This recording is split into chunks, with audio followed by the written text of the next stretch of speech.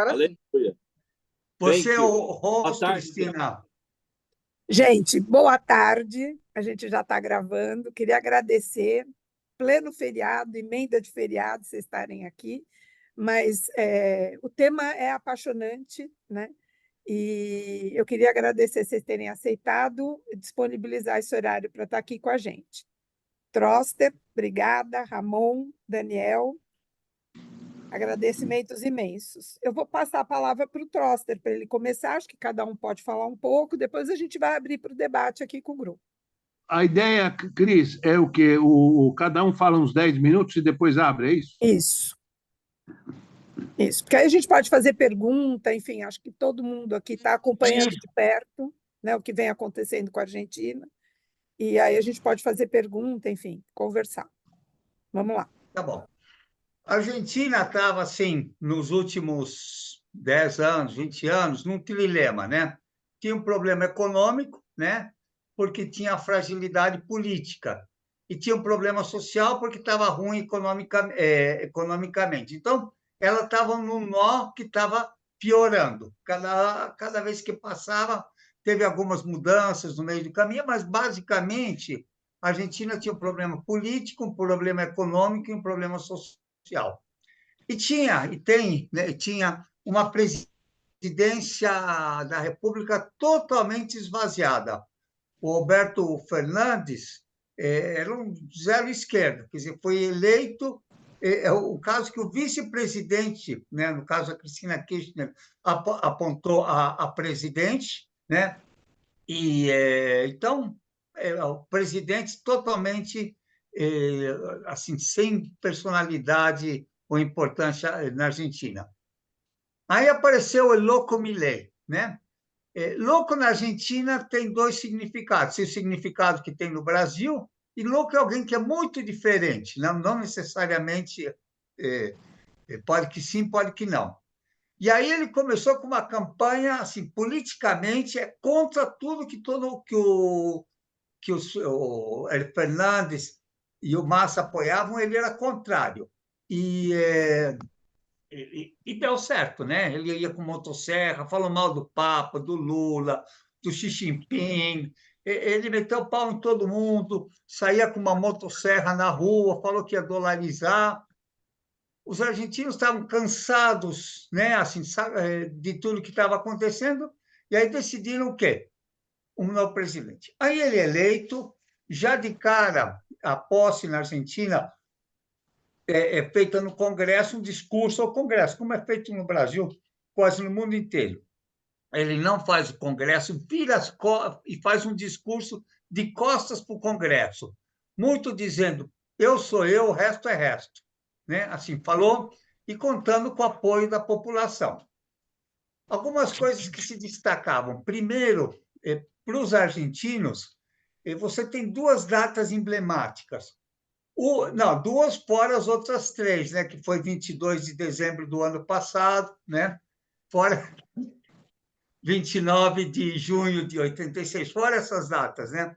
Você tem duas datas importantes.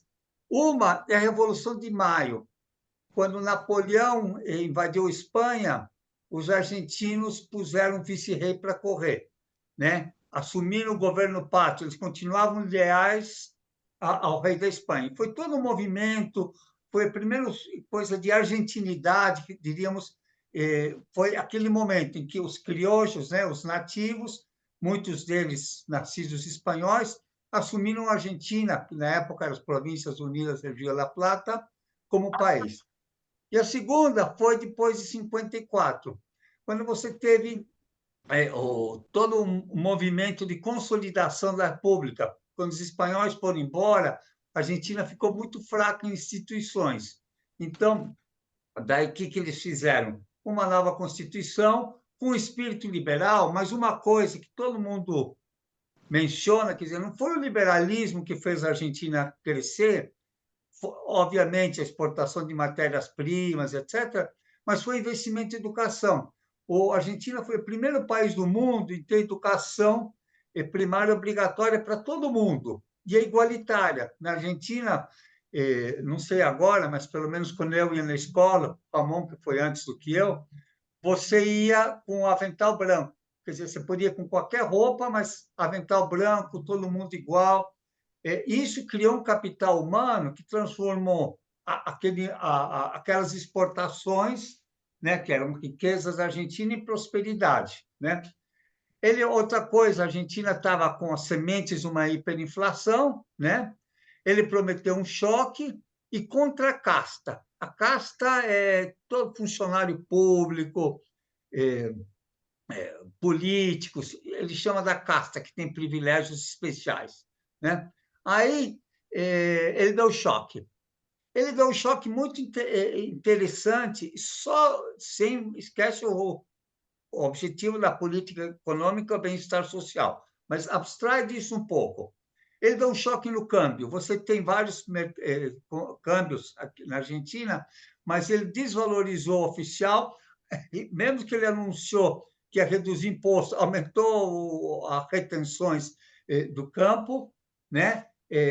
Cortou uma série de gastos. Então, essa foi a primeira coisa. Um projeto de uma série de mudanças num bloco só, e uma coisa interessante, usando inflação para corrigir contratos. Então, não corrige, manda embora, não renova a obra, tudo. Aí, equipe, né, o projeto de país dele, não se sabe muito bem o que é, esse é um dos grandes problemas, e a equipe dele, ele tem alguns cabeças muito bons, né? Mas, na média, não tem segundo e terceiro escalão, ele não tem gente ainda, né? Coisa. Bom, o que aconteceu? A inflação despencou na Argentina.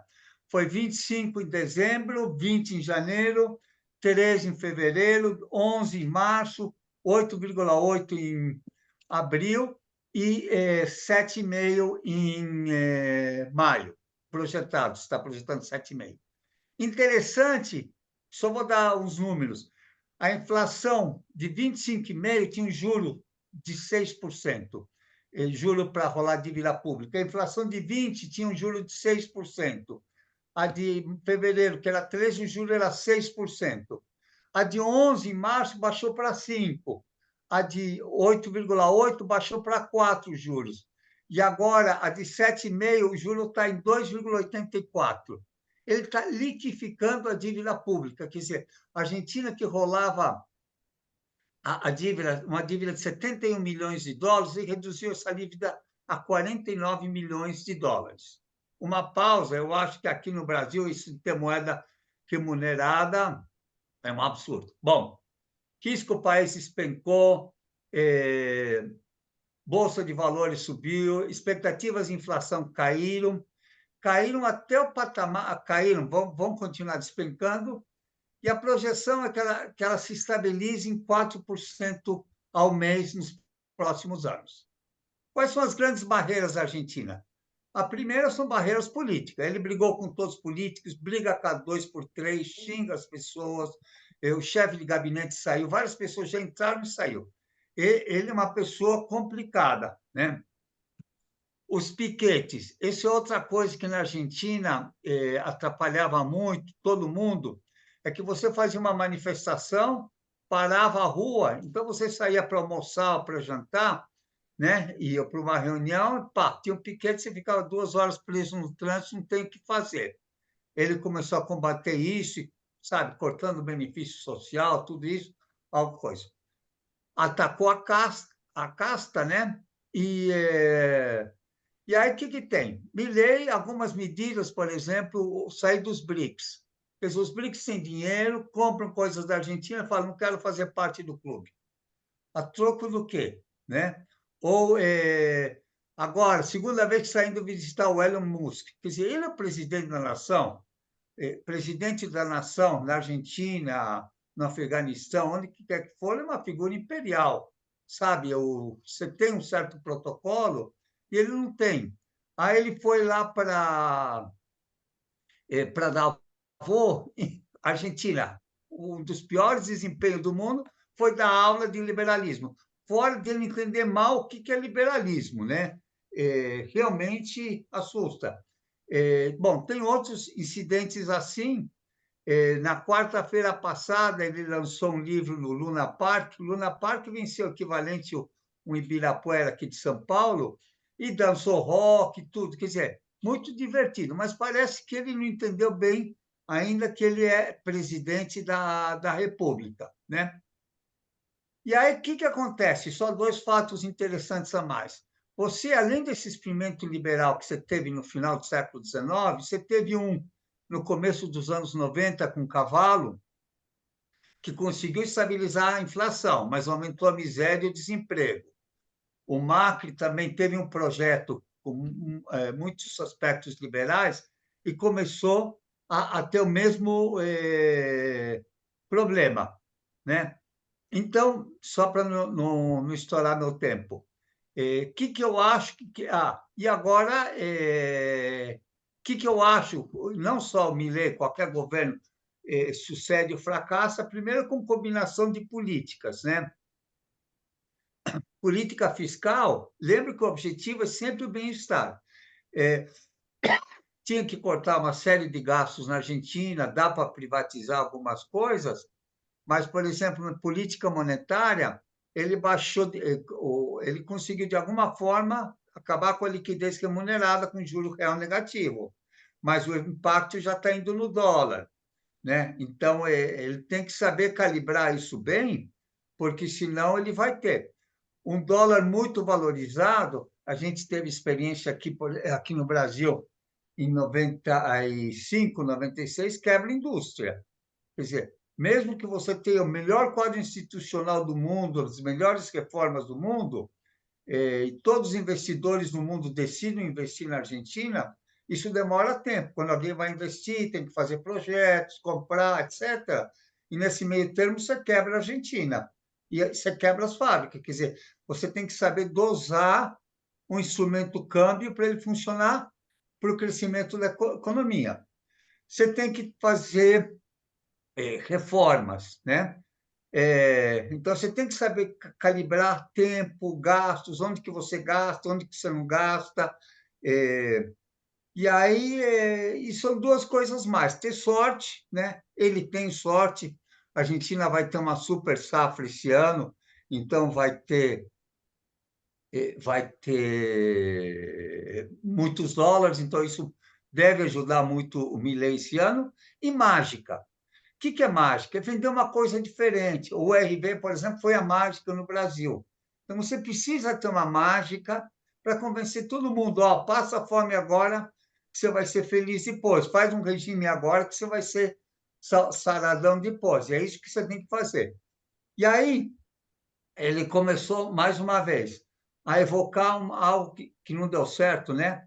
Que era o Pacto de Maio. Maio, fazendo referência à Semana de Maio, em 1810, e fazendo referência ao liberalismo de Juan Bautista Alberdi.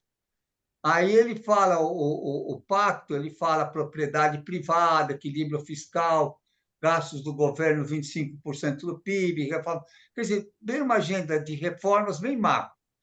Mas ele omite coisas importantes, como educação, meio ambiente. Qual que é o papel do Estado? Para você ter mercados, você precisa ter um Estado. Para você tem muitos bens públicos, um exemplo, Embrapa, né? Você precisa de muitas coisas, você precisa de um Estado forte, né? Uma coisa. Saúde, inserção externa, brigar com todo mundo, quer dizer, só ser uma colônia americana não interessa a ninguém. A questão da inclusão, a questão da indústria argentina. Quer dizer, a Argentina tem uma tradição industrial e você tem, quer dizer, questão da infraestrutura e a questão da política monetária, quer dizer, ele está fazendo uma política que você baixa a inflação dos 20% para os 4%, mas 4% é uma inflação inercial que qualquer choque volta tudo a ser o que era. Então, você tem que pensar, num segundo momento, a política monetária. E conclusão, tem duas conclusões. Uma é o efeito Orloff, né? Sempre que o Brasil, a Argentina hoje, o Brasil amanhã, né? Muitas políticas, até no plano cruzado, se usava a palavra em castelhano, tablita, tudo. Quer dizer, se der certo lá, vai ter muita influência aqui. E se der errado lá, também vai ter influência aqui, né? Quer dizer, brasileiros olham muito para a Argentina, né? É, E só dando os números da The Economist, né, dessa semana, a Bolsa Brasileira está caindo 6%, estou dando números redondos, e a Argentina subindo 60%. Mas o PIB argentino vai cair 3% esse ano, o brasileiro vai subir 2%. A inflação lá vai ser 290%, aqui vai ser 4%. E aí vai dando os números da Argentina e do Brasil. Quer dizer, o Milei agora está conseguindo assim o apoio geral, todas as classes sociais, que ainda está um pouquinho favorável a ele, mas pouca coisa.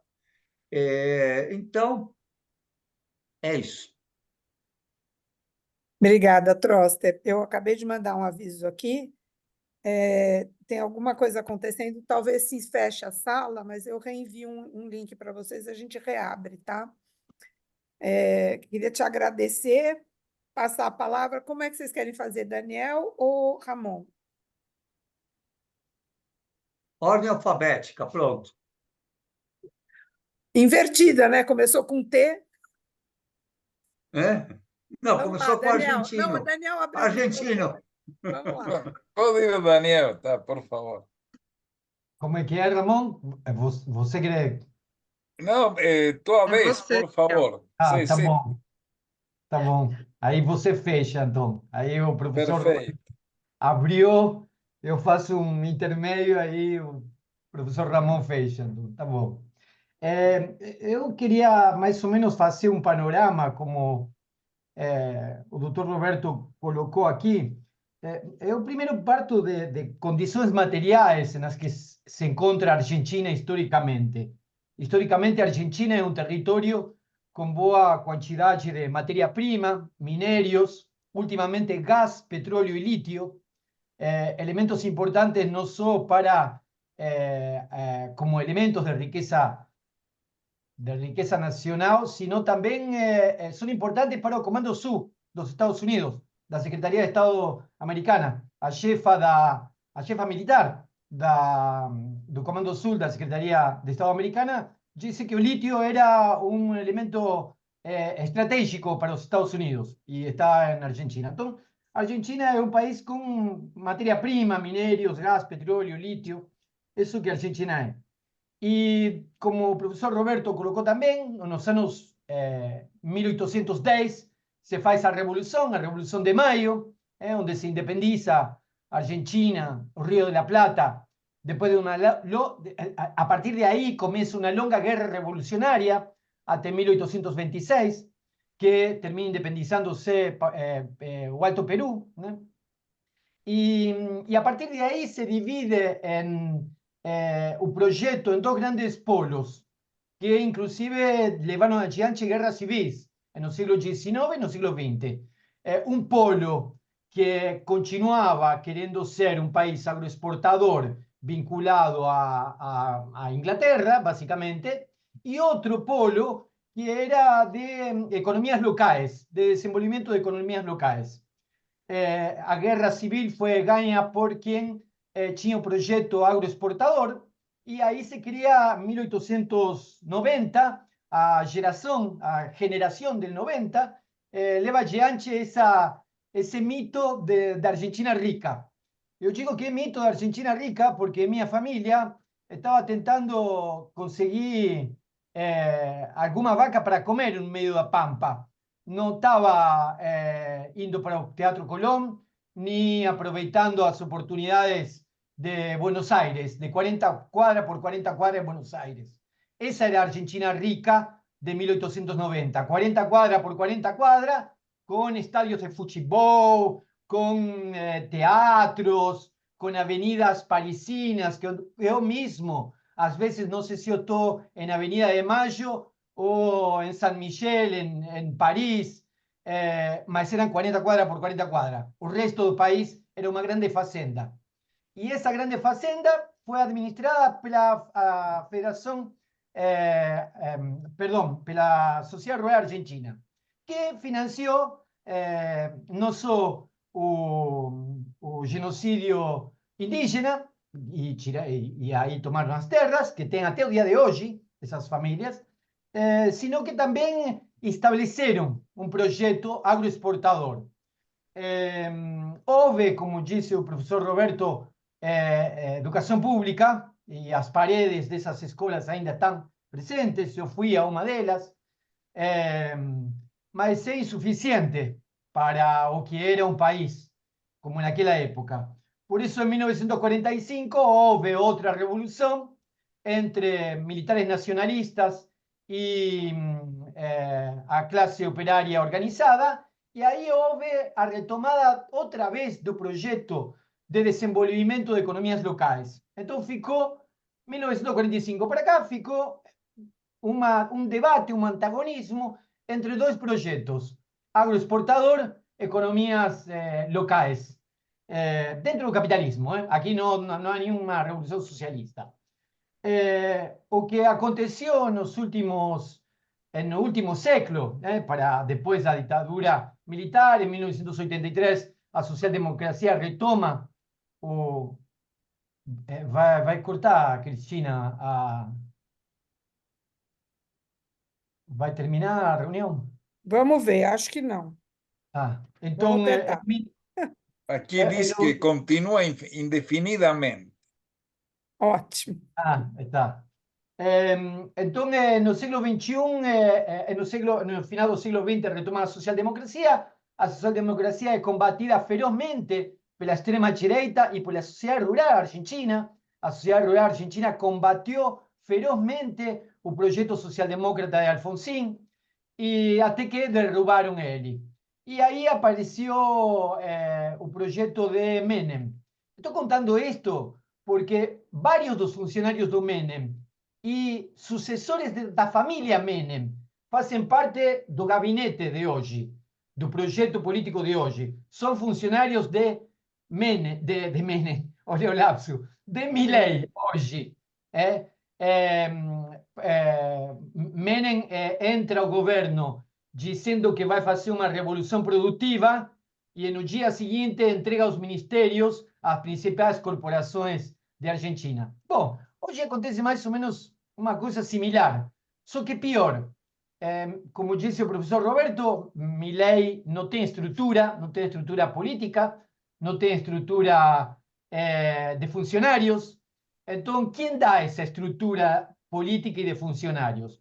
Bom, basicamente, a corporação de Macri, a família Ratazzi e o grupo Techin, com a família Roca. Eles são os que entregam para Milei a essa equipe pequena, como disse o professor Roberto, alguns com um traquejo. Hoje já houve, essa semana houve uma mudança no gabinete. O chefe de gabinete passou a ser Guillermo Francos. Guillermo Francos é uma pessoa de outra época. Guillermo Francos, desde criancinha, foi funcionário de todas as ditaduras militares de Argentina. Hoje é o chefe de gabinete desse governo. Esse é Guillermo Franco. Guillermo Franco não dialoga com ninguém. É uma pessoa de 74 anos que tem qualquer possibilidade, não tem qualquer possibilidade de dialogar com ninguém no espectro político. Então, me parece que pouca cintura eu vejo a ele. Sandra Petovello é uma moça militante da direita que de repente virou ministra de Capital Humano, mas não tem, é uma militante da UCD, um partido tradicional argentino, mas não tem qualquer desempenho. Luiz Petri, esse sim, Luiz Petri é da União Cívica Radical, é de defesa e é muito bom. Ele tem diálogo com as Forças Armadas, desde um lado da centro-direita, digamos. Luiz Caputo é o ministro da Economia. Luiz Caputo, como ministro da Economia, é do clã Macri. Luiz Caputo é um funcionário de Macri que Macri empresta para o governo. Foi ele que endividou o país na gestão Macri no governo anterior, de uma forma assim pornográfica, se é obsceno o que Trump fez com essa famosa en Estados Unidos, muito mais obsceno é o que Caputo e Sturzenegger fizeram no governo Macri. E acho que isso é de público conhecimento. Mariano Cunha Libarona é uma pessoa de extrema direita da Justiça, ministro da Justiça, com uma grande capacidade de jogo no Poder Judiciário. Ele vem do direito penal, então ele sabe o jogo real da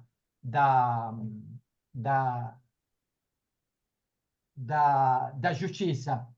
Então tem um bom funcionário aí.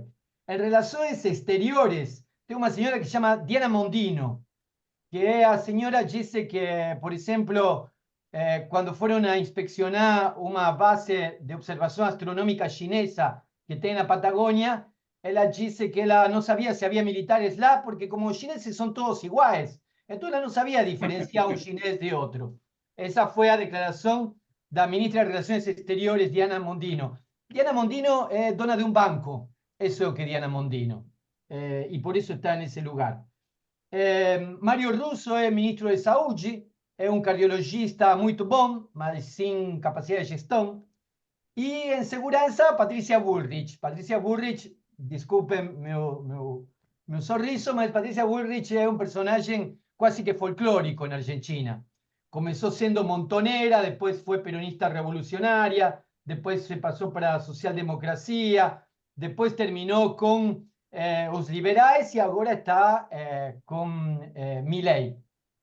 Esses são os operadores políticos de Milei. Tem um outro detalhe, antes de terminar, que eu queria dizer. Milei, os índices econômicos de Milei estão todos ruins. Hoje nós chegamos a uma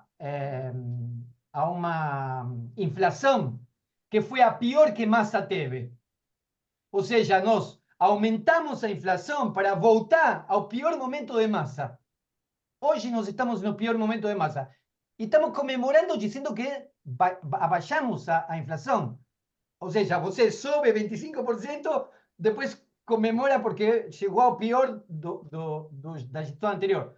Então, e é isso que está acontecendo na Argentina. Estão comemorando que chegamos ao pior momento de Massa, né, hoje. Depois tem uma outra estratégia muito interessante, que aí eu me manejo pelos dados que eu conheço de âmbito financeiro. Um jornal que é de financistas, que é de direita, e no âmbito financeiro explica muito bem como Luiz Caputo baixa a dívida pública. Luiz Caputo baixa a dívida pública comprando ao Banco Central da República Argentina bonos de dívida imprimindo pesos. Então, imprime pesos, compra os bonos e retém. Então, esses bonos se retiram do que seria o lugar contável da dívida. Então, eles dizem, baixamos a dívida. Não sei se me expliquei, porque eu não sou economista, não? O governo imprime notas de pesos, compra bonos de dívida e tira da parte contábil da dívida. É assim que está baixando a dívida argentina. E depois tem outra coisa. Eles dizem que chegaram a déficit zero. Não pagaram as obras que já estavam em andamento, não pagam os que já têm que estar sendo executados,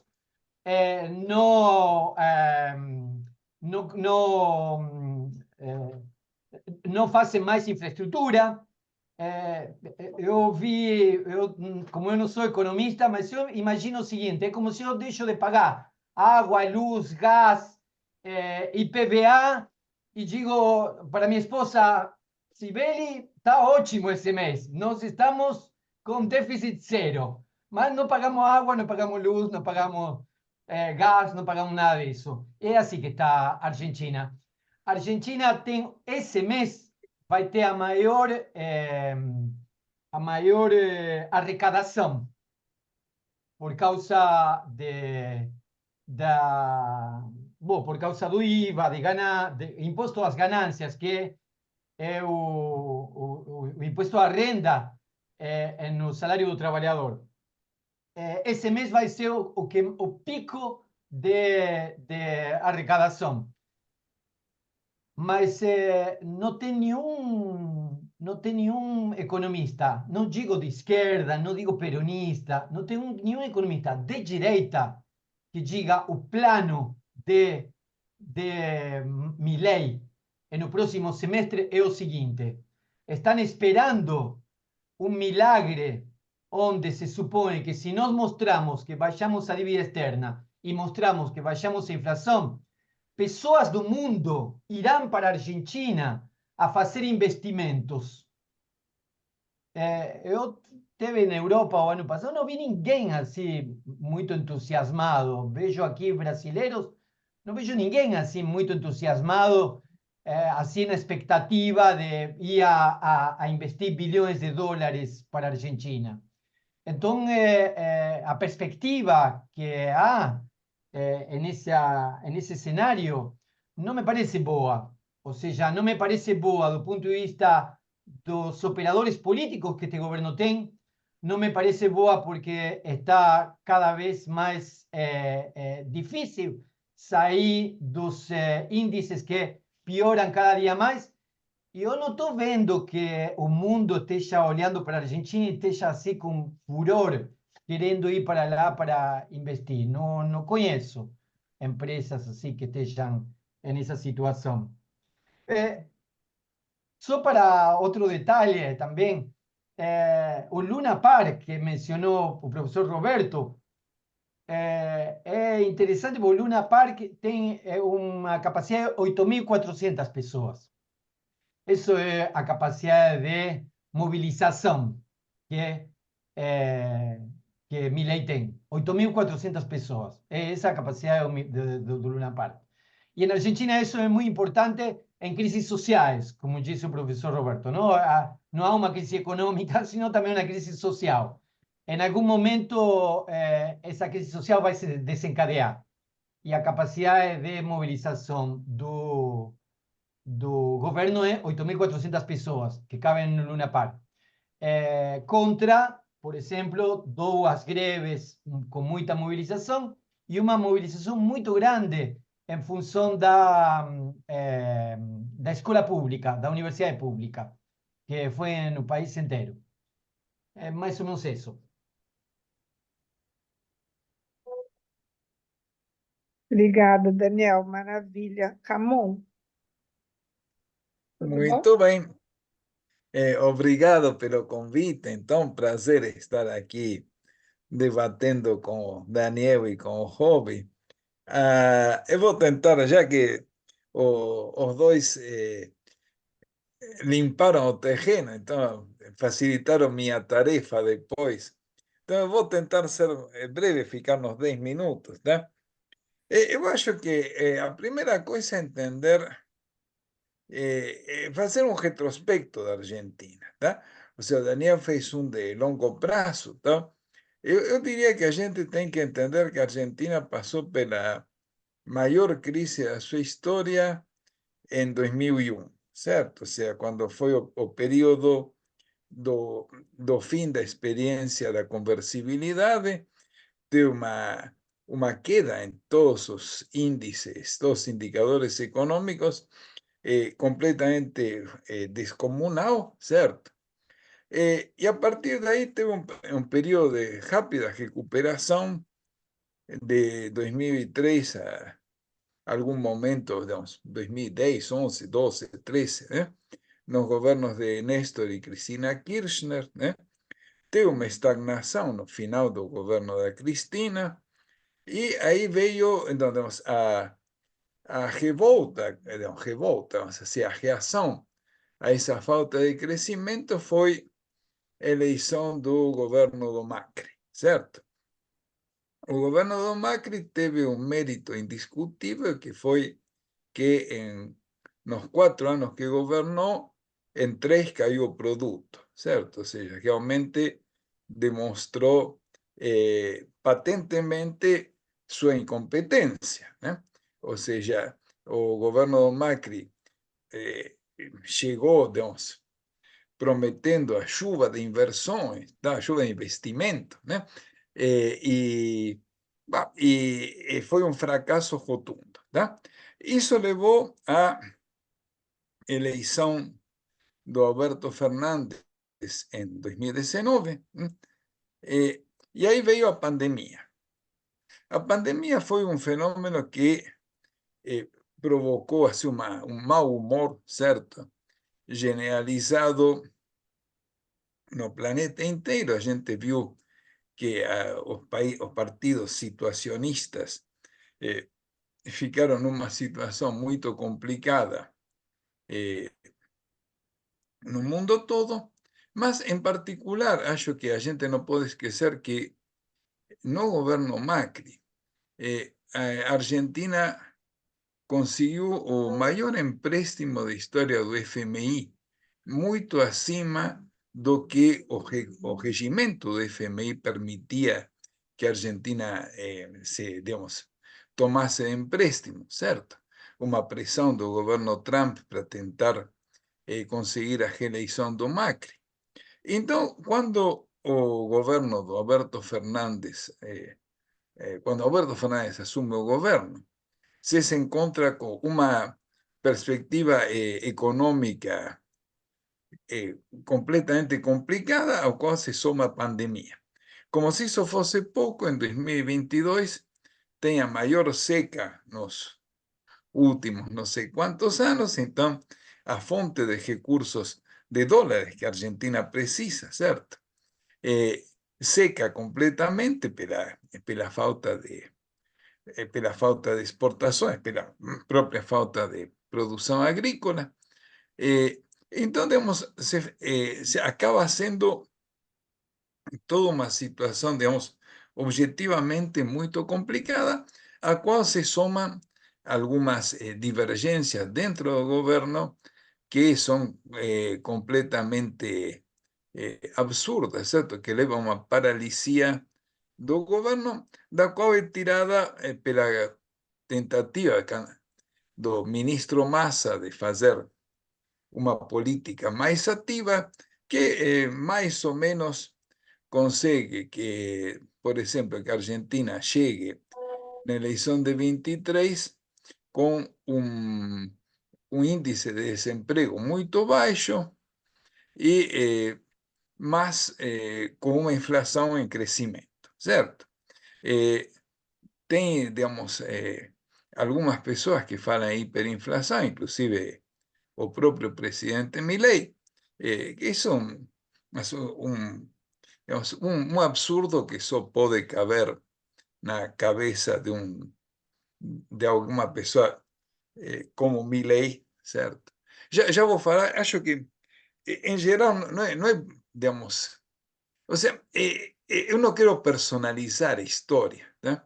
Mas eu acho que a gente também não pode esquecer quais são as características das pessoas que estão... Ou seja, como a gente não pode falar dos Estados Unidos da época do Trump sem falar das características pessoais do Trump, coisa que quando a gente fala do período Biden, a gente pode meio omitir a pessoa física do Biden, deixar muito mais o aparelho, mas falar da época Trump sem falar da pessoa Donald Trump é claramente incompleto, tá? Então, assim como o Bolsonaro, né, Ramon? por exemplo, né? Então você tem algumas pessoas que você não pode deixar de mencionar as características pessoais, tá? Então, mas meu ponto é o seguinte: você, já que aproveitando o comentário do Zé Márcio, né? Você tem um fenômeno muito parecido que aconteceu em Brasil, que isso, digamos, a revolta, tá? Digamos, tenta ser utilizada pelos grupos mais ricos, as elites do país, tá? As elites econômicas, a mídia, sobretudo, né? Para desprestigiar um governo que tenta fazer uma política social democrata. A gente viveu isso no Brasil, a gente sabe perfeitamente. viveu isso, ou seja, a gente só olhar em volta na América Latina as experiências da chamada maré cor-de-rosa, todas têm essa pressão política dos grupos dominantes. Tentaram no México, não parece que não vai dar certo, mas são esse mesmo fenômeno. Então, que aqui, mas que acontece? Como aconteceu aqui com Bolsonaro, tá? A tentativa de eleger um cara que seja de direita civilizada acaba exacerbando os ânimos e levando a eleição de um demente, tá? De um cara completamente, digamos, isso, digamos, é uma pessoa que vai além de qualquer questão racional. Ou seja, Milei é uma pessoa não só louco, tá? Mas além do que um louco ruim. Tá? Você acha que se a gente não entender, mas isso aqui é política, não é xingamento, não é análise econômica. Milei é uma pessoa sem nenhuma empatia com os outros seres humanos, certo? E agressivo, certo?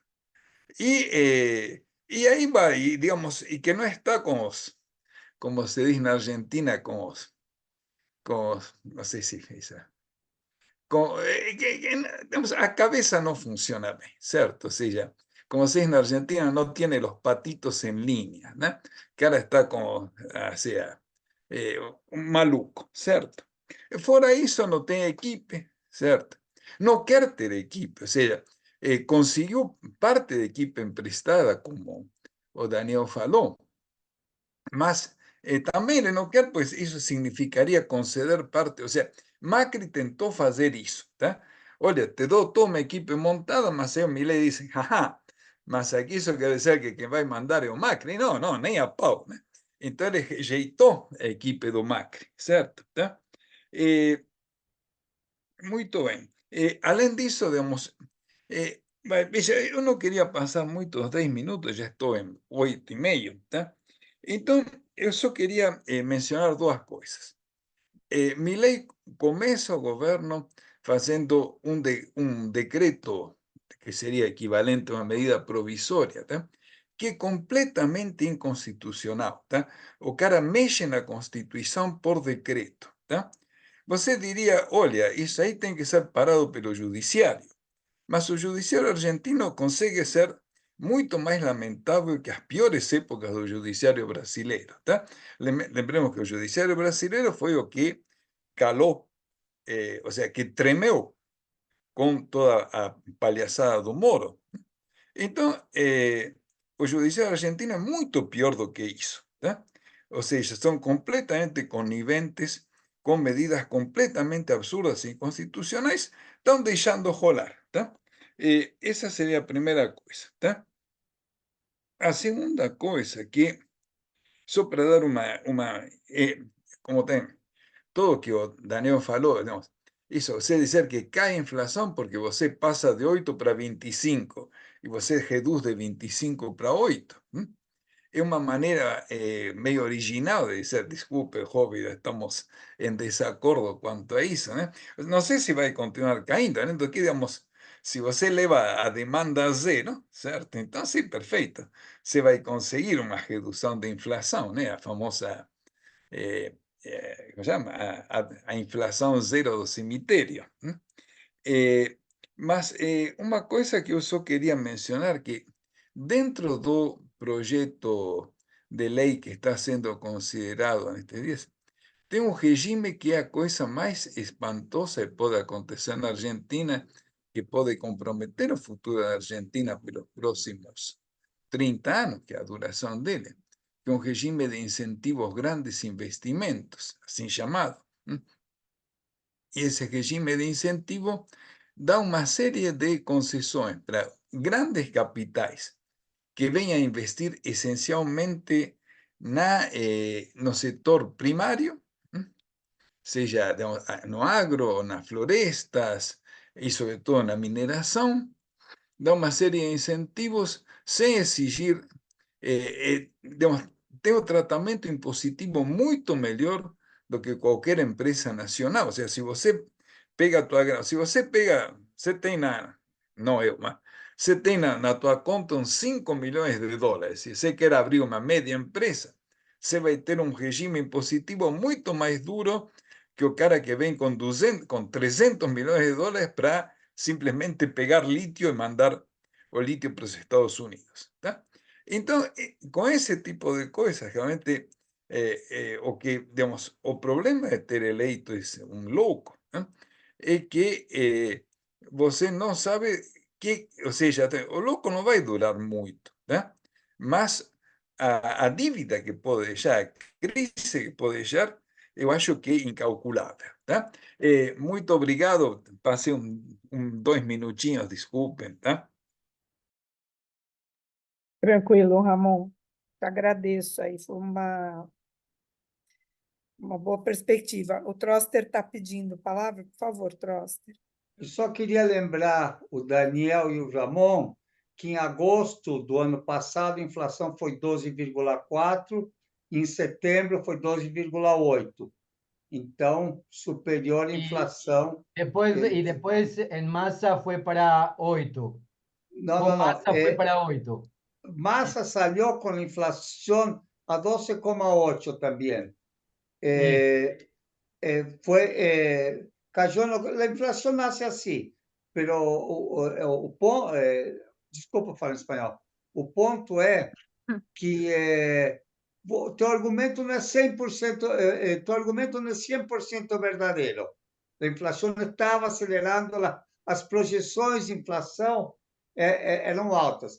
Pioraram, eu concordo com o teu argumento que ele deixou a inflação disparar um pouco mais para baixar o déficit público, para baixar a dívida pública. Ele fez isso. Então, eu diria que o Daniel tem 50%, e o Ramon tem 50% de razão no argumento deles, né? Mas não é assim que ele subiu para depois baixar. Dificilmente você tem um governo que seja 100% bom, 100% ruim.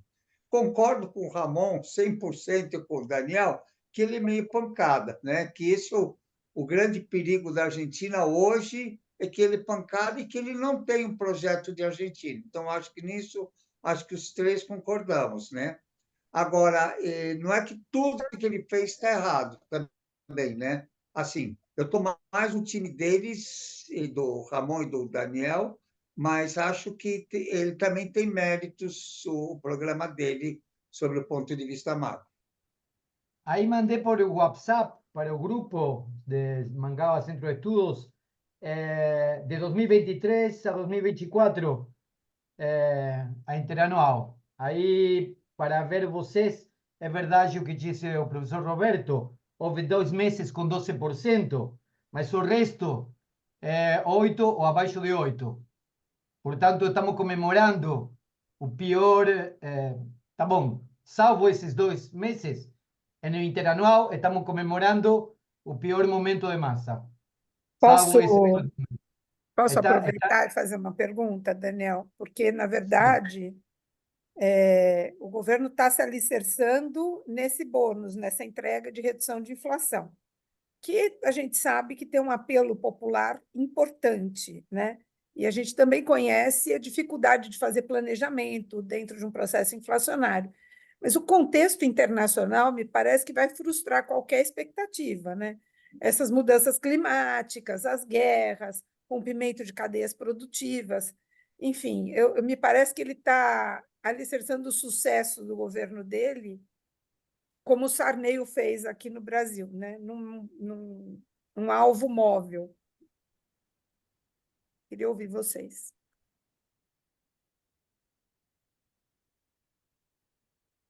Eu queria mostrar essa tabelinha para ver como é que foi a evolução da inflação. O professor Roberto tem razão. Aqui nós temos 2 momentos de massa aqui, mas o resto vinha 8, 7, 6.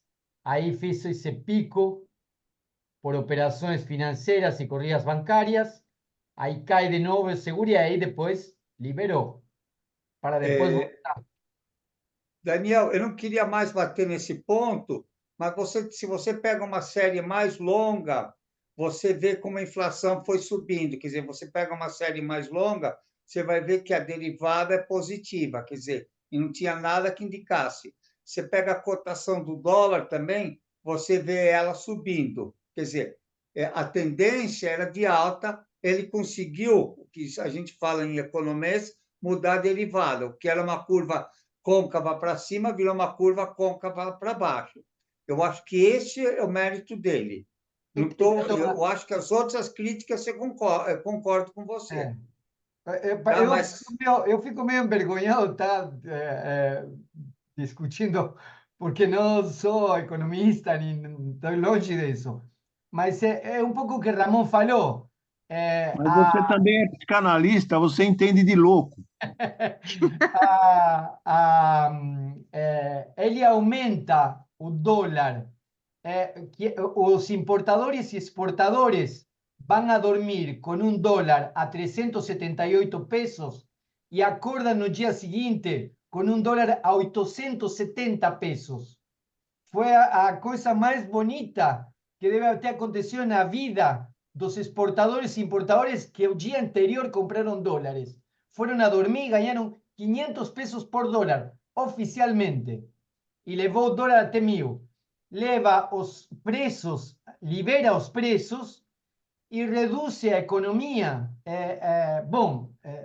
Acho que todos têm os índices de queda de atividade comercial e atividade produtiva. As montadoras, por exemplo, estiveram nesses 6 meses mais tempo dando férias coletivas do que trabalhando.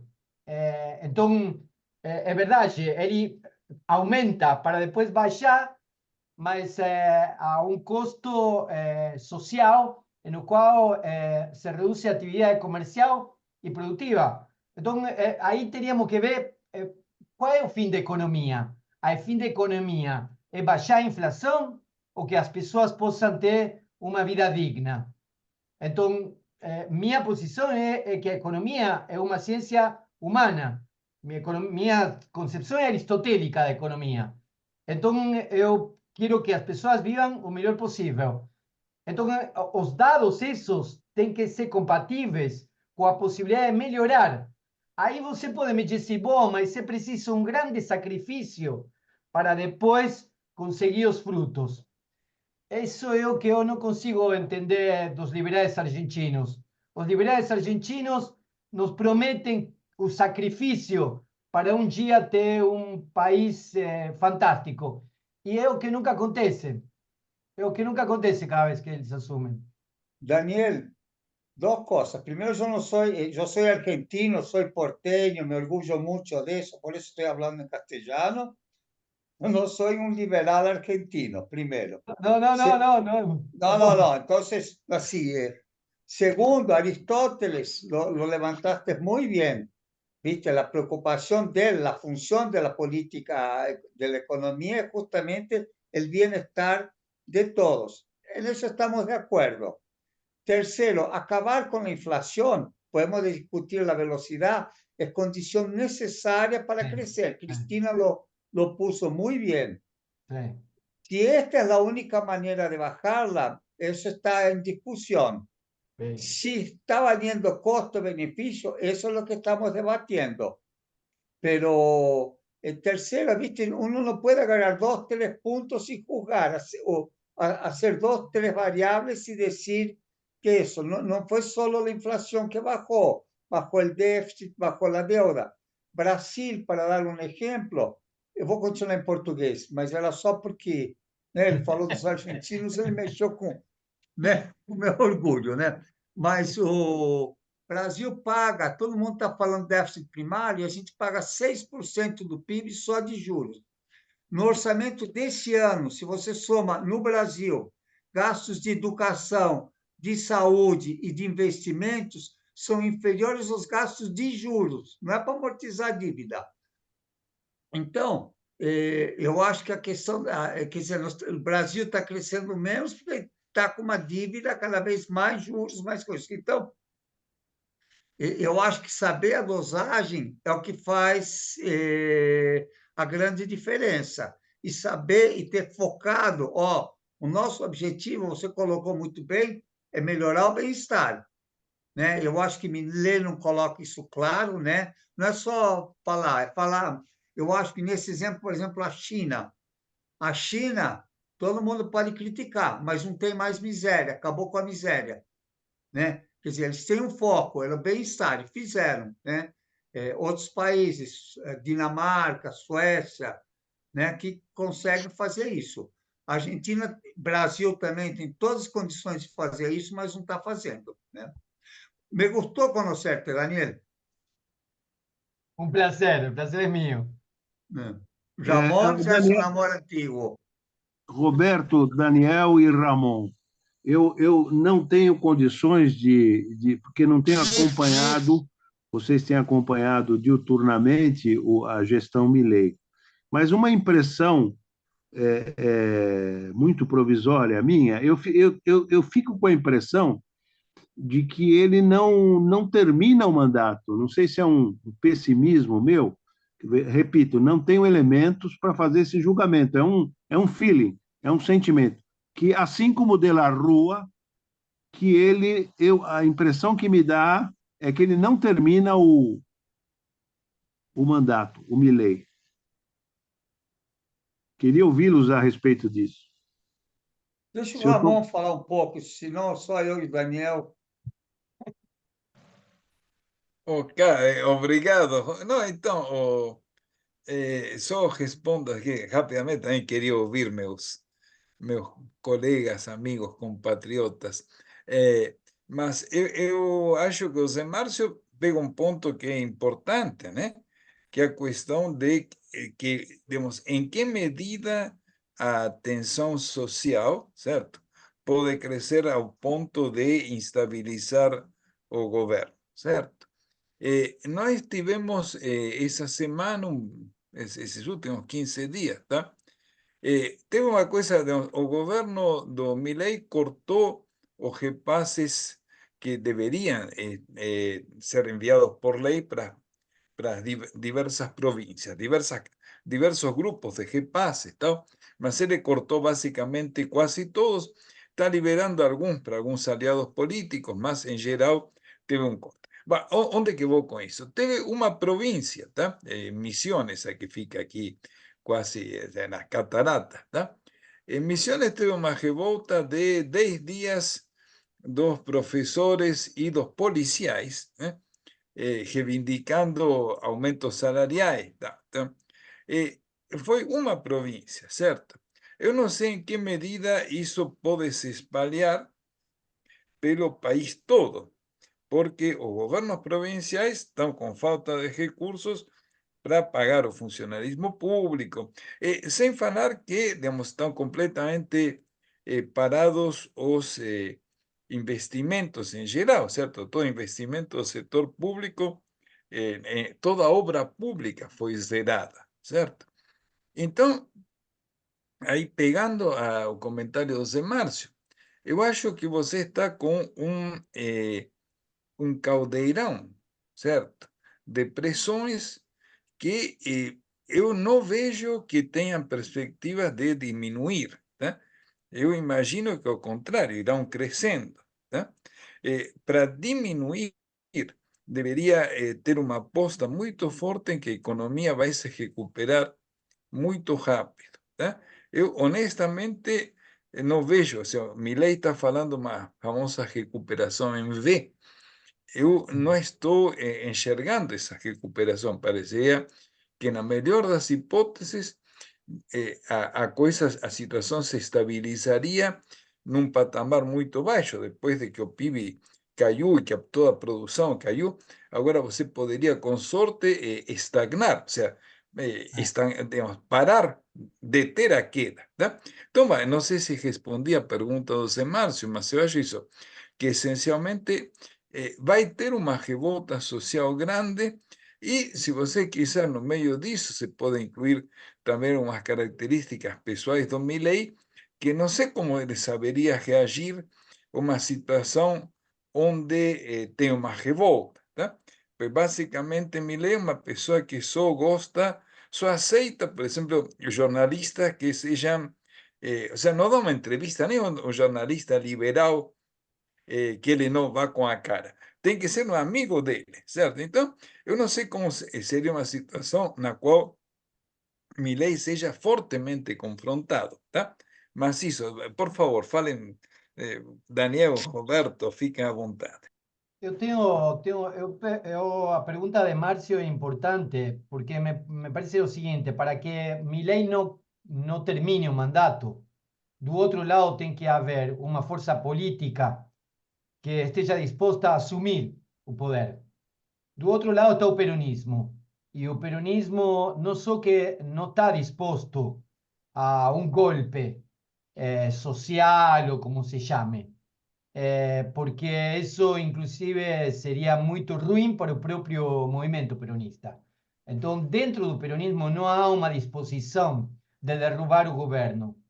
Y dentro del peronismo no hay condición, mismo si quisiesen, el peronismo está tan desarticulado que no hay una posibilidad de asumir. Ahora, o Ramón tiene razón, há un caldeirón social que puede emergir desde as organizações sociais, e isso é muito perigoso na Argentina, porque termina com muitos mortos. Então é complicado. E termina com muitos mortos e termina com um vazio político. Então é muito complicado. E o que a gente está falando aqui me parece que é o que avaliam também as pessoas que assessoram investimentos a mediano e longo prazo em um país como a Argentina. Ramón falou de que o Milei acredita na V. Não, estamos no fundo do poço e aí eu não estou vendo a outra patinha da V também. E justamente me parece que investimentos a mediano e longo prazo com grande volume de dinheiro só poderia ser se essas empresas conseguissem tirar o dinheiro em 24, 48 horas. Porque lo contrario, dentro de un debacle como en 2001, puede acontecer cualquier cosa. Entonces, yo no sé si yo tomaría ese riesgo. Por más que o riesgo país baixou, eu mesmo não sei se eu tomaria esse risco em investimentos na Argentina. Daniel, a gente está caminhando para o encerramento, mas tem duas perguntas aqui. Eu não sei quem é que está registrado como iPhone, mas ele está colocando duas questões que eu acho que são importantes. Uma que é a tradição, eu vou chamar de tradição, né, histórica na Argentina de dolarização, e a outra sobre indexação de contratos. Desculpa, sou eu, Cris, Maurício. Tá? Ah, Maurício. Querido. Sou eu que estou no iPhone, sou eu que no iPhone. Ah, então tá bom. Dele. Tinha que ser. E tem uma outra questão, eu orientei um trabalho alguns anos atrás sobre o Curralito, e é impressionante os mecanismos de integração ao mercado financeiro internacional da Argentina e a capacidade que a elite argentina tem de fazer seus saques, né, sua monetização. Usam com uma destreza os instrumentos financeiros que é de tirar o chapéu, né? Então, eu acho que isso se junta um pouco com as questões que o Maurício coloca sobre dolarização e indexação de contratos. Eu diria que essa é a última pergunta, vou deixar vocês responderem e a gente caminha para o encerramento. Bom, três coisas. Para dolarizar, você precisa ter quantidade de dólares suficiente. A Argentina não tem isso. E o objetivo de dolarizar é justamente pôr um freio fiscal ao governo. Então, não vai sair nunca a dolarização. Você pode ter conta em dólar, tudo isso, mas é uma fantasia, né? Que não vai dar certo. Você pode ter coisa.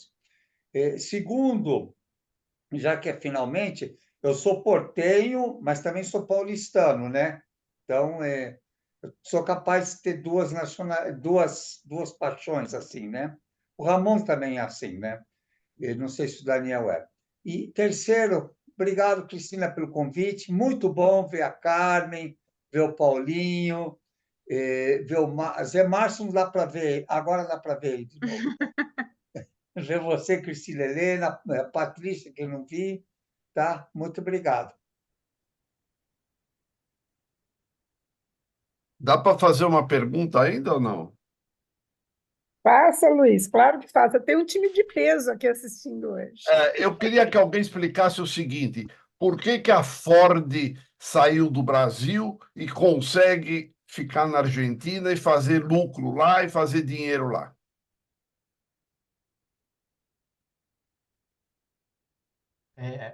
Até o semestre passado, este semestre já não. As montadoras en Argentina están perdiendo dinero. A GM, todo. Y há uma incerteza en cuanto a posibilidades de investimento futuro para o segundo semestre. Então, não sei até quando. Olha, Enfim.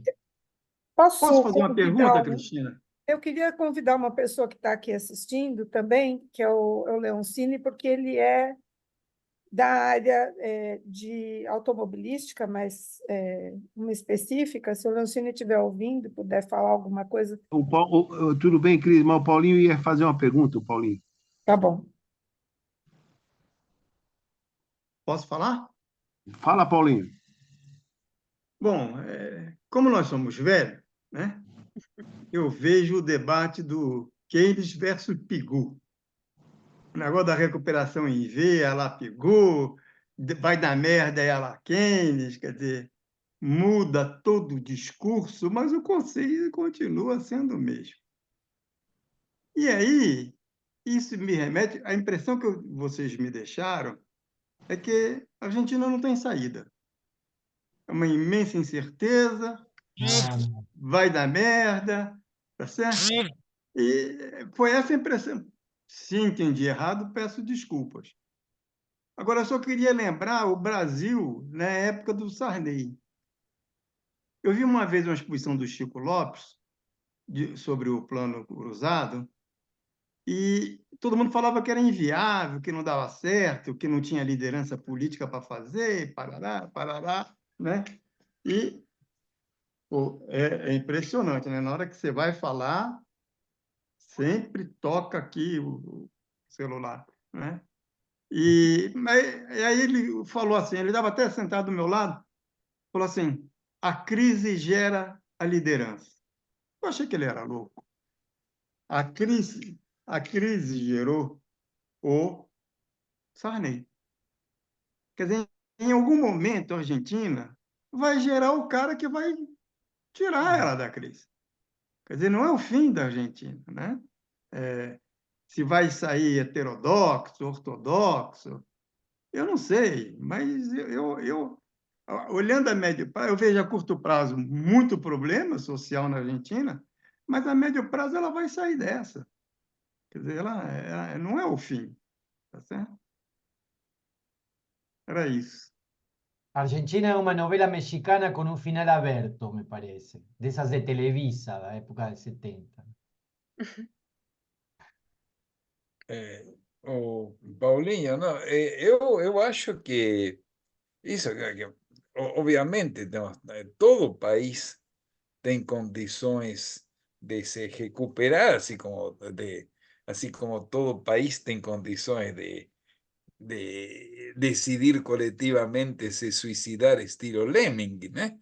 Então, é uma coisa, a Argentina tem, ultimamente tem um gosto meio de, de virar Lemming, né? De ir se jogando pelo precipício, mas eu acho que isso, digamos, eu acho muito difícil que no governo Milei, pelas características que tem, você possa ter uma recuperação, que amanhã possa ter alguma outra saída, que algum outro político, seja quem for, consiga um mínimo de acordo para você restabelecer. Que, digamos, pensa que a gente estava falando da crise da época do Sarney, certo? Honestamente, eu acho que a crise da Argentina deixa completamente no chinelo o que era a situação da nossa década perdida, né? É uma coisa muito pior, vários furos acima, né? Então, o que eu acho isso é que se pode ter, mas veja, aqui não é todo, digamos, vocês vão dizer que sou parcial, então, mas tudo bem, vou fazer. Você tinha uma eleição onde você tem dois candidatos que são casos psiquiátricos e um candidato normal, certo? Cara, com seus defeitos, méritos, tá, né? Mas um candidato civilizado, vai. 55% do país vota nos dementes. É muito difícil que um país consiga sair. Por que faz isso? Eu deixo que... Mas, objetivamente, isso. Tá? Então, agora, de novo, agora a única saída para a Argentina é que, coletivamente, o país ajoelhe e no mire y rece, né? Porque isso é o castigo que merece coletivamente, tá? É minha modesta interpretação, tá? Cris, o Leoncini ia fazer a pergunta, né? Na verdade, como o Leoncini trabalhou na Mercedes-Benz, eu achei que ele podia responder melhor, o Luiz, sobre essa questão. Talvez ele Ele está conheça aqui na melhor sala. esse mercado, né? Olha, só adiantando, no ranking de Doing Business, capacidade de facilidade de fazer negócios, em 190 países, Brasil está em 124, Argentina está em 126. Então, a Argentina, vê qual que está pior é a briga, não é qual que está melhor, né? E produzir na Argentina, exportar para o Brasil, ou produzir no Brasil, exportar para a Argentina, a dúvida é por que eles não foram para o Paraguai, porque o Paraguai pode exportar para os dois, pagar menos impostos, né, por conta do Mercosul, ou para o Uruguai. Tem muita gente, Mercado Livre, que é uma operação muito grande, uma das maiores empresas da Argentina, se mudou para o Uruguai, né? E pior do que as empresas que vão embora são as que não vêm. Quer dizer, o investimento externo na Argentina e no Brasil é financeiro. O Ramon levantou bem sobre as empresas para exportar minerais. Quer dizer, os minerais vão embora, o que fica? Nada. Então, eu acho que a gente falta um projeto de Brasil, e falta um projeto de Argentina, e falta um projeto de Mercosul, porque, em vez, por exemplo, Argentina e Brasil, em vez de Brasil promover o turismo argentino, por que não promovemos o turismo de Ushuaia ou Oiapoque, os dois juntos? Ou exportação de vinho, por que nós exportamos vinho para o mundo inteiro? Assim, uma série de coisas em que nós podíamos fazer como parceiros e não fazemos, né? Então, eu acho que a grande falha que existe hoje são de nós, economistas. Nós não mostramos, dá para fazer muito melhor, dá para fazer. O que os chineses têm, os hindus têm, que nós dois não temos melhor?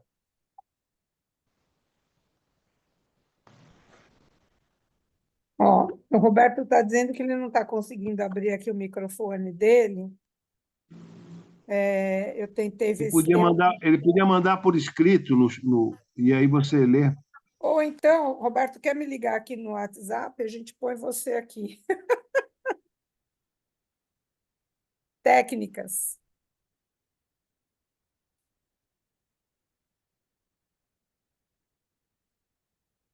Posso fazer uns comentários? Claro. Peraí que o Roberto está me ligando. Vamos lá, eu vou botar ele no Viva Voz. Oi, Roberto, prazer estar com você aqui. É um prazer meu de estar com vocês aqui. Eu talvez tenha perdido a pergunta, mas vocês perguntaram sobre investir na Argentina sendo uma indústria automobilística, é isso? Foi isso mesmo. Eu vou repetir só rapidamente. Por que a Ford fechou no Brasil e faz dinheiro na É o segundo Argentina? maior mercado, né, da Mercedes. Estou falando de caminhões e ônibus, né, não automóveis. Sempre foi um grande comprador de caminhões e de ônibus, né, principalmente porque com todas as desvalorizações, os argentinos sempre procuraram alguma coisa que não desvalorizasse, e o caminhão entrava nessa categoria de não desvalorizar. Então, por isso que independente do que vinha acontecendo na economia, a gente sempre manteve o mesmo tamanho de mercado. Isso mudou um pouco esse ano, né? O mercado reduziu com a entrada do Milei. Mesmo assim, a Mercedes resolveu fazer um investimento na Argentina, porque nós separamos as Mercedes-Benz, né? Uma virou caminhões e ônibus e a outra ficou automóveis e passageiros. E caminhões e ônibus era convidado na fábrica de automóveis e vans na Argentina. Então, caminhões e ônibus, a empresa decidiu investir, comprou um terreno, está fazendo obras, vai fazer uma instalação para produção em CKD de caminhões e principalmente um armazém logístico de peças, né? Mas isso foi uma maneira também da gente não deixar o dinheiro desvalorizar tanto quanto estava desvalorizando, porque a gente não conseguia trazer o dinheiro e ou você fazia o investimento ou você ficava sujeito a esse nível de inflação que está acontecendo, né? Então a decisão foi fazer um investimento. Eu não sei se a gente tivesse condição de trazer o dinheiro que está na Argentina, se a gente faria o investimento. Então, o investimento foi feito em função de uma situação criada, né, que a gente tinha bastante divisas na Argentina bloqueadas, você não conseguia trazer. E no trading também, como a gente separou de vans, a gente sempre usou... A gente importava vans e mandava caminhões e fazia o balanço, né? E agora nós estamos tendo que criar outros artifícios, porque são duas empresas separadas, a gente vai perder essa ferramenta, né? Foi isso que aconteceu. Obrigada, Roberto. Cris, Ótimo. pergunta para ele da Ford, porque acho que o Luiz queria saber do caso da Ford. Tá. O que foi perguntado, Roberto, é porque a Ford saiu do Brasil, certo? E continuou na Argentina. Então, o Luiz estava querendo entender que contexto brasileiro é tão desafiador para uma empresa sair daqui e continuar na Argentina, né? Não, na verdade, isso é opinião, né, do que a gente escuta. A Ford tomou essa decisão porque a Ford tinha uma fábrica em São Bernardo do Campo, né, no lugar do pior sindicato que tem de empregados aqui no Brasil, e a fábrica ela estava desatualizada. Então, para passar a produzir os carros que a Ford está importando agora para o Brasil, ela teria que fazer um investimento que a matriz simplesmente resolveu que não, nós não vamos fazer esse investimento. E na Argentina, continua na Argentina, porque ela tem uma planta de picapes na Argentina, né? Ela faz a Ranger na Argentina, né? Nada mais do que a Ranger. Então, ela continua na Argentina porque o Brasil é um grande mercado para picape e por isso, e como tem um acordo do Mercosul, ela continua na Argentina, até fazendo alguma coisa de investimento na Argentina. E se você olhar os números, Cris, hoje, a Ford é mais rentável hoje no Brasil, importando carros e vendendo carros importados, do que era quando fabricava aqui. Isso é triste, né? Bem triste. Mas obrigada, Roberto, obrigada aí por compartilhar com a gente essa sua expertise. Legal, foi um prazer. Vou desligar aqui, tá? Tá bom. Desafios, né? O Maurício queria falar alguma coisa. Maurício, você queria perguntar?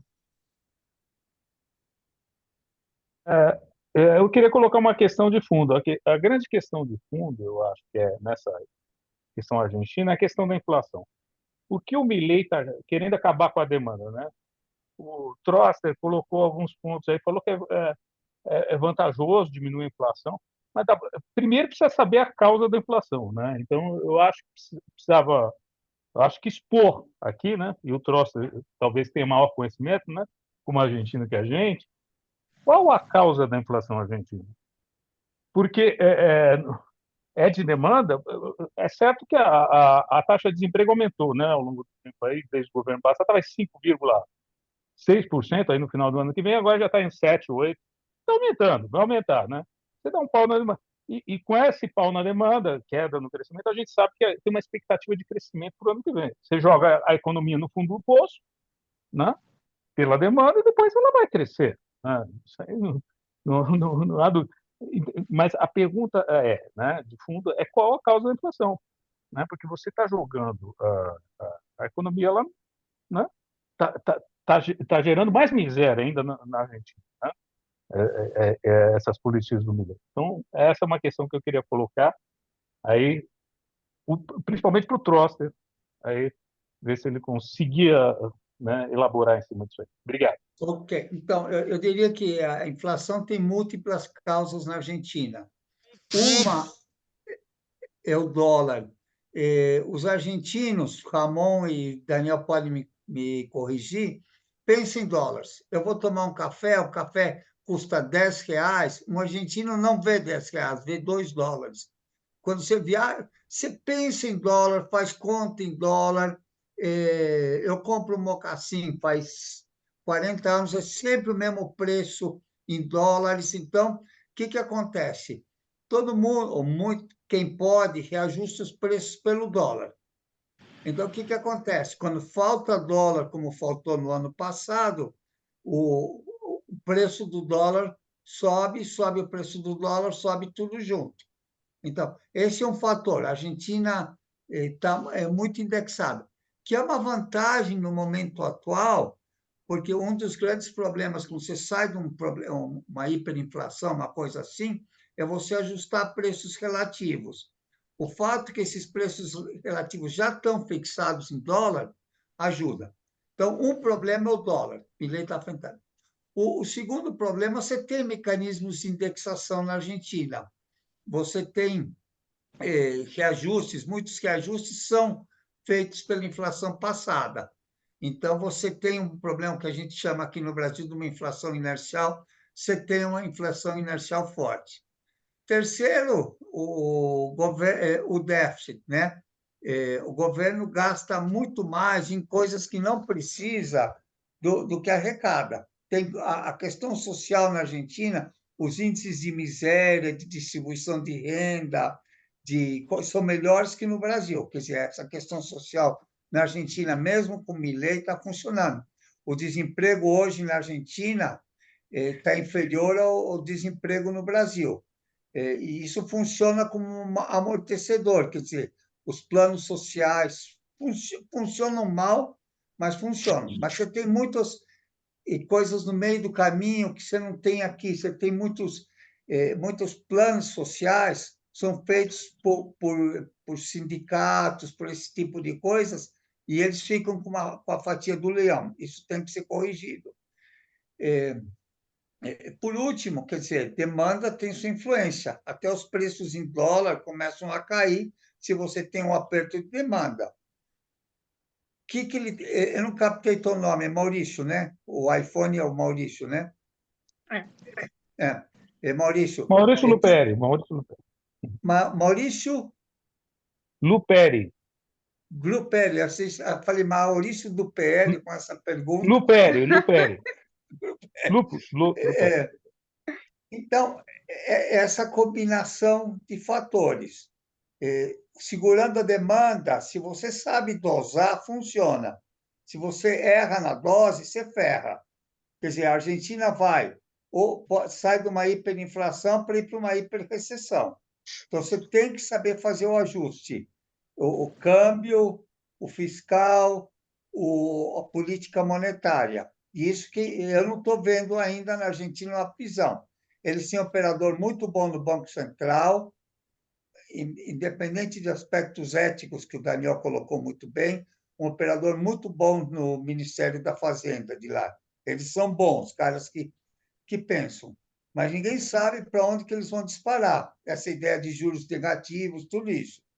Então, você tem que confiar. Você está pondo bons jogadores em campo. Agora, se vai fazer ou não. O que vai acontecer com a Argentina? Eu diria que pode dar certo, desde quando eles mudem, saibam se adaptar às novas circunstâncias. Acho que a grande barreira para a Argentina, que eu falei antes, chama-se Javier Gerardo Milei. Né? Eu acho que ele é o grande problema. Mas pode dar certo, Maurício. Pode baixar, tem chance de dar certo. Não é que vai dar. Não. Podemos discutir se é 1% ou 99%. Vai ser algum número no meio do caminho, ou mais perto do 1 para você, ou mais perto do 50%. Eu acho que está meio a Está meio. perto do zero aí, eu acho que está perto. Eu entendo, porque você, eu sou casado, eu entendo que a inveja que vocês têm de não serem argentinos, eu entendo isso.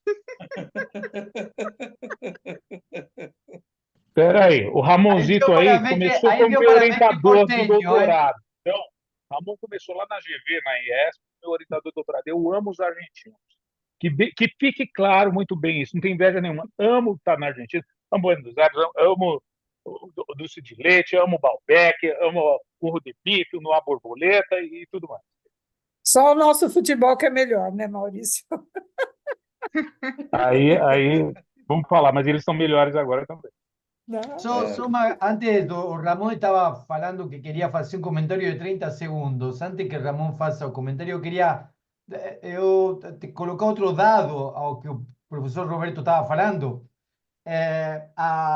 Maurício, a inflação começa a ser um problema na Argentina na época da ditadura militar de 76 a 83, junto, concomitante ou causalmente, isso não sei, con o salto de dívida externa. O governo militar entra com uma inflação baixa e com 8 bilhões de dívida externa. Sai com uma inflação interanual de 110% e com 53, nunca se soube, inclusive, quantos bilhões de dólares se deviam no final da dívida, da ditadura. Y eso es la herencia que de algún modo, el rolo que de algún modo recibe el gobierno socialdemócrata de Alfonsín. Yo acho que Alfonsín tentó, si mal no me falla la memoria, en torno de 13 proyectos económicos diferentes y todos fueron sistemáticamente atacados. Y ahí es que aumentaba a inflación y o endividamento. Foi sempre concomitante nisso, não? Talvez seria bom fazer um bom estudo com essas duas variáveis. Muito bem, gente. Estamos encaminhando Falta o agora Ramon, para os não é? encerramentos. Então, Três Ramon. coisas. Primeiro, só para o Maurício, foi primeiro professor brasileiro em Angola, sendo argentino. Fui chefe da delegação brasileira no Sul-Americano, sendo argentino. Várias coisas, né? Então, dá para ser as duas coisas. Segundo, eu achei o encontro muito bom. A gente podia fazer ele presencial numa parrilla um dia. É só a Cristina marca o dia, por exemplo, e a gente faz encontro presencial. Aí com vinho, dá para falar mais besteira ainda. está Então, marcado com vinho. Nossa! Não, só quando eu voltar de viagem, hein, Cris? Só quando Malbec, hein? Malbec. Malbec. O Roberto Troster, excelente ideia, Cris. Nós teríamos que ter na pauta do Mangaba, assim, um estudo sistemático e recorrente sobre a nossa irmã argentina. Excelente Regado a ideia. vinho. Regado a vinho. Regado a vinho, regado a vinho. Gostei da sugestão do Maurício. Ó, toda sexta-feira, às 8 da noite, das 8 às 10, no Bárbaro, tem um tango bem avacalhado, assim, bem time B. E eu consigo ir lá e não pagar rolha. Então, é só marcar. A Cristina, acho que ela organiza muito bem, marcar uma sexta-feira lá. E a cada 2 meses, ou uma vez por mês, ou a cada 2 meses, fazer uma discussão de Brasil e Argentina. Excelente ideia. Vamos criar um tema recorrente. Vamos. Eu tinha um projeto no passado que chamava Rutas de América Latina. Vou recuperar. Muito bem. Muito bom, queridos. Vamos então para os encerramentos. Alguém quer comentar mais alguma coisa? Não? O Ramon não quer mais falar? Ele queria falar, não queria? No, era só um comentário de 30 segundos que falei. Por Quer essa favor. questão da Pode ser 30 Ford, minutos, né? Ramon. Pode ser.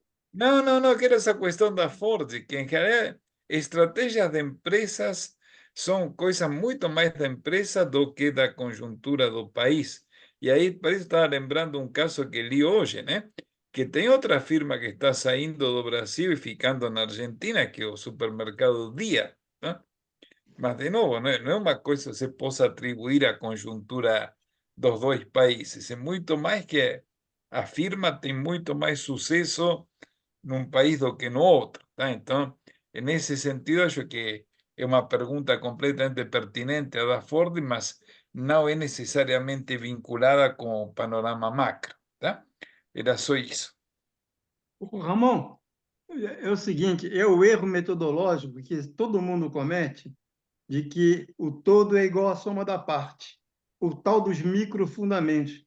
Aí o cara acha a macroeconomia aí é uma besteira absurda, mas todo mundo fala porque nossa categoria vende para a sociedade a mentira de que nós temos uma boa interpretação do real.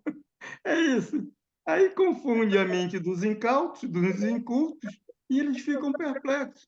Nada além de uma fraude, né? De uma farsa ideológica, nada além disso.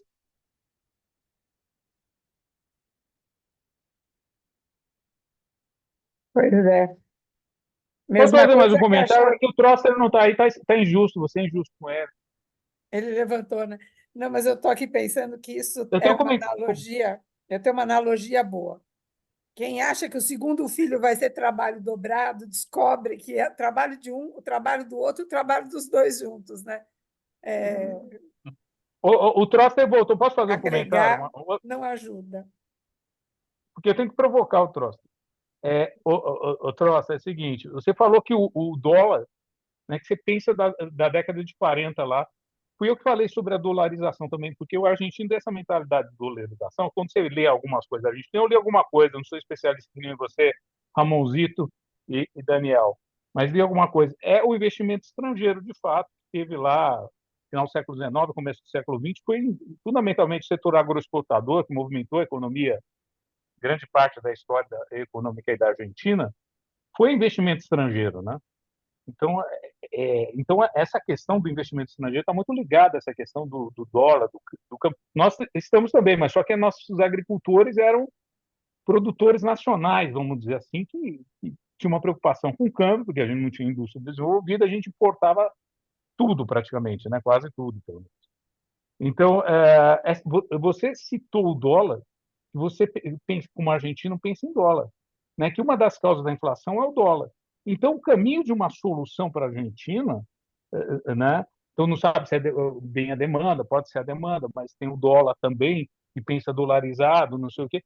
Então, a questão da solução da Argentina, se for pegar por essa sua fala, que foi a fala inicial e eu acho que principal, não está relacionado à política restritiva que o Milei vai dar uma porrada na demanda, né? E sim tratar essa questão da dolarização da economia argentina para encontrar uma solução. Porque você dá uma porrada hoje na demanda, amanhã os problemas estão aí, estão presentes do mesmo modo na economia argentina. Né? Você pensa no ano que vem, né? Que vai começar a crescer, porque, né? Se você joga a economia 5%, 6%, né? Cai o PIB, no ano que vem vai crescer. Talvez, mas provável que vai crescer. Né? Por isso que tem a expectativa do mercado de crescimento no ano que vem. Então, tem que ter uma solução que vai, independente da cultura, né? Porque a cultura está por trás dessa ideia, né? A Argentina, de mais de um século, tem que ter alguma solução desse lado, e não simplesmente você jogar a economia lá embaixo e deixar a economia mais gente abaixo da linha de pobreza, porque, embora você tenha falado dos mecanismos sociais que funcionam na Argentina, e que ela tem índices melhores do Brasil, isso é fato, mais gente está indo para baixo da linha de pobreza na Argentina. Isso também é um dado concreto. Né? Então, só essa é uma provocação para você. Antes da explicação do professor Roberto, eu queria lembrar, quando Lavagna foi ministro de Economia no governo de Néstor Kirchner, Ele tentou negociar a dívida, foi um momento de negociação da dívida, e falou uma frase que nunca saiu da minha cabeça. Disse: Argentina é como um alcoólatra. Não pode passar perto de uma bebida sin beber. Então, a Argentina tem esse problema com endividamento. Então, a Argentina não pode se endividar, porque quando se endivida é que nem alcoólatra. Então, o endividamento é um problema fundamental para o desenvolvimento da economia. E outro é a questão da dolarização, do dólar, do problema do dólar. Aqui em Mangaba há um grupo de pessoas que pensam em um outro tipo de moeda de intercâmbio, por exemplo, entre Brasil e Argentina, que ajudaria a Argentina a não depender do dólar. O comércio que a Argentina tem com a China ajudaria, por exemplo, a não depender do dólar. Então, uma economia orientada para uma cesta de moedas, um intercâmbio de moedas que não seja o dólar, e evitar o endividamento, talvez seja um caminho possível para uma saída. Por isso que eu coloquei as duas coisas que apareceram juntas na ditadura: endividamento e inflação. Bom, Daniel, primeiro Daniel, depois Maurício. Tem uma coisa chamada SML, Sistema de Moedas Locais, que é um acordo que a Argentina e o Brasil têm, que você liquida as operações na moeda local sem ir para o dólar. Eu até publiquei um artigo no Valor faz alguns meses atrás, até posso mandar para vocês depois. Daria para fazer, daria para evitar essa restrição de dólares, daria para sair, mas vontade política de fazer acontecer. Voltando para o Maurício, quer dizer, aí são duas coisas, Maurício. Os investimentos eram, basicamente, os grandes investidores na Argentina foram os ingleses. E até a Segunda Guerra Mundial, a Libra era a moeda mundial, era a Libra. Só depois de Bretton Woods, em 1944, que mudou para o dólar. Inflação, a Argentina também teve, ao longo da história, o sistema bancário mais aberto, menos aberto, tudo isso. Mas o ponto é que o argentino...